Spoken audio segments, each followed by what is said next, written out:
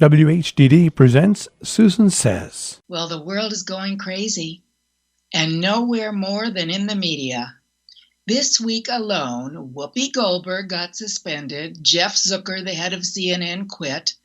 Both occurrences at first seemed a bit overblown to me, but as someone who worked in Holocaust organizations and is super sensitive to anything anti-Semitic, I first felt that Whoopi's misstatement saying that the Holocaust was, well, not racial, was confusing, if not ill-informed, obviously wrong, a mistake, but her history and her choosing a Jewish name, no, just kidding about that part, would indicate to me that she needed to apologize. She did, and we should move on.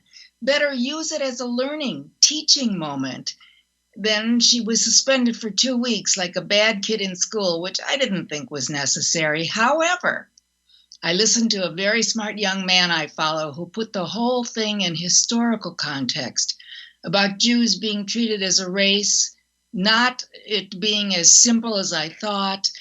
I can better see both sides now. She made a bad mistake, but she did have the head of the Anti-Defamation League on where I once worked, so I didn't see that, but I assume he further discussed the reality, the complexity, our people being targeted for elimination, put it in the proper perspective, and thereby negated her mistaken reference. Again, from lack of knowledge, not malice.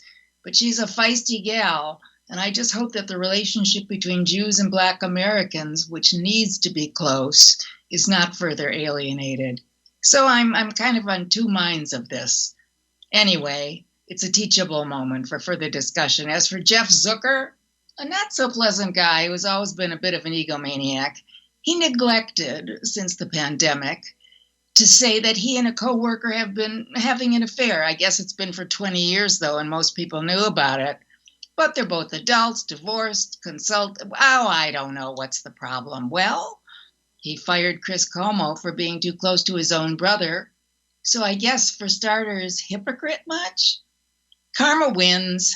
They didn't tell during the investigation about Chris. Well, at least for once the woman stays and the guy goes.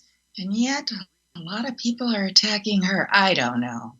That jerk, I'd like to say more, but I won't, Tucker Carlson, who's, as usual, making insane, irresponsible, ugly remarks. He continues at faux news, no suspension, nothing there. Maybe they should look at him. God knows I can't. I want to slap that smirk off his silly face. He's dangerous. When it comes to things like vaccines, democracy, and now he's on Putin's side? Well, I guess so. The Russian TV thinks so and promotes him.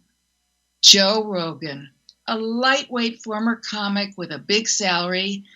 At least he had some decency to kind of back off his anti-vax stand. He said he's not. He's just trying to expose different opinions. No. He made sort of an apology. But Spotify ran scared because they pay him $100 million. Yeah, big bucks. So now they're losing a few great patriotic singers and not even caring. I don't listen to it. I don't even know what the hell it is. I would never listen to Joe Rogan anyway. Come on, Fear Factor? Are you kidding? Anyway, now an idiot like Susan Sarandon blasts cops as fascists after a moving funeral for 2 slain heroes in New York. What the? She's always been nuts. This is too much, really. Come on, ban her from Twitter, please. And now the highlight of the whole thing. I see that Rudy, yeah, that one, was a guest on The Masked Singer. Are you kidding me? Did his hair dye leak too? What a joke he's become. At least Robin Thicke and Ken Jeong walked off in protest. Everything's falling apart. But I always tell you the truth, don't I? Bye for now. Susan Silver was one of the original writers of such TV classics as The Mary Tyler Moore Show, Maude, and Bob Newhart. She lectures and teaches sitcom writing and had a column on the New York Social Diary called The Search for Mr. Adequate. She hasn't found him yet. Appearing on TV and radio often, she expresses her views on life and opinions on everything.